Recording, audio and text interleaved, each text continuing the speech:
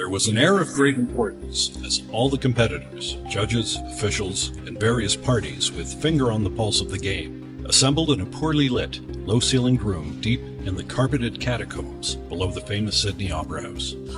So the biggest problem was, since 1974, they started having two divisions in the Olympia. They had an under 200-pound class and an over 200-pound class. So they had it in 77, 78, 79 also. Right. Well, the problem with the two classes was the under 200-pound class was usually stacked with a lot of competitors. And then the over 200 wouldn't have as many people.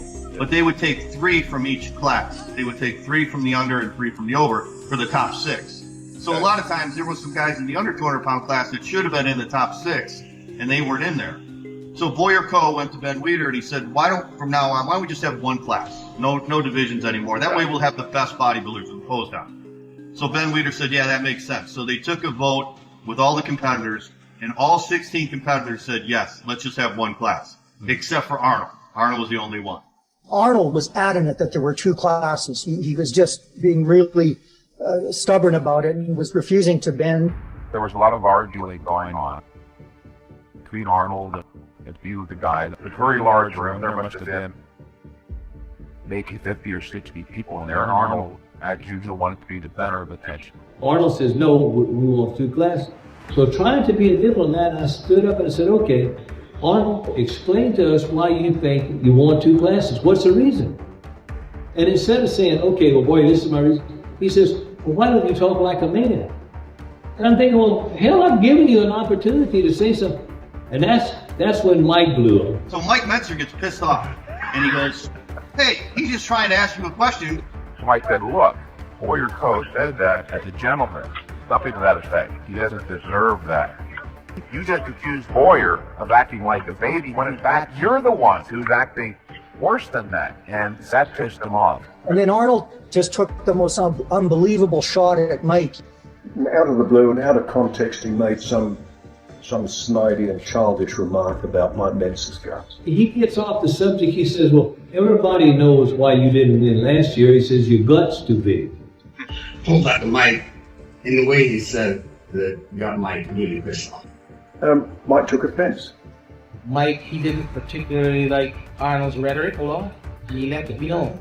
So he loses it. He gets up and he goes over to Arnold. Mike might even cock his arm back. He was ready to punch him. And I thought Mike was going to walk over and pound him. Like, really, I said, we came so close to physical violence. Mike moved in like a raging bull. I scared him. Arnold Schwarzenegger sat down. I tattooed at him. I wagged my finger at him, telling him that his behavior was reprehensible, that it was not Boyer, so he needed to grow up. And he puts a finger in his face, and they start arguing, and everybody that was there said they thought there was going to be a fight. But I had ringside seats, and I thought, wow, this is going to be great. You know, moving the cash with the Titans. And it's a real ripple of concern swept through the room. Two of the greatest bodybuilders of all time were getting ready to fight each other, and people were holding them back, you know? Like, oh my God. Unfortunately, this is the saddest part, unfortunately, he was stopped. And, you know, other guys stepped in, like Boyer stepped up and said, okay, let's calm down. Mike came in angry, and then we intercepted him. So I guess Bill Pearl got in the middle of it, stopped Mentzer. And then after Ben Weider saw that it was safe, and he jumped in. He was very careful not to get in between Mike and Arnold right away. Then Ben Weider asked to trade Bill Pearl. It probably would have come to blows, because Mike was pretty bad. The way Arnold was sitting, and if Mike would have hit him, he would have taken Arnold's head. I reckon he would have taken him out too. Had Bill Pearl not stepped between Mike and Arnold, all hell would have broke loose.